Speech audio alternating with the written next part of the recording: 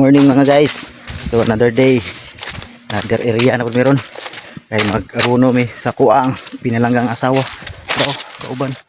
So guys, nagabuno na ko ang asawa guys. Ana pag abuno tag duha ka takos. Na nagpurma ang abuno niya liter C. So, para pati ang follower sa likod makakaon. So na. Mo nang gi tawanan jud na mo siya kay para ang abuno plaster gid siya. Wala ilain makakaon kundi ang saging lang.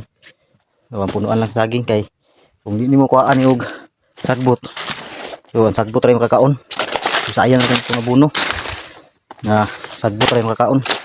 So, dili pud makabugat sa bunga kay ang kaning putas pang pabugat mo guni bunga. So mao ning amo jud ni plaster jud og mayo na wala jud ilain makakaon nga sagbot.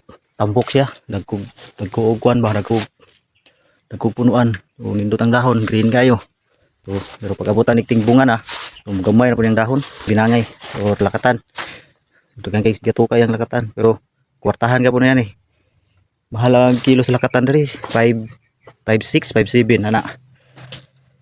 So mahal siya ang kilo jud sa lakatan. So kung maglakatan ang galing mo pananom na mo kay kwarta jud kayo kasi pag nalang kay mga 50 ka punuan. So dako na kay nagkwarta kay kanidri oh. Ito nakita na ko siya nga nagharvest siya og lakatan.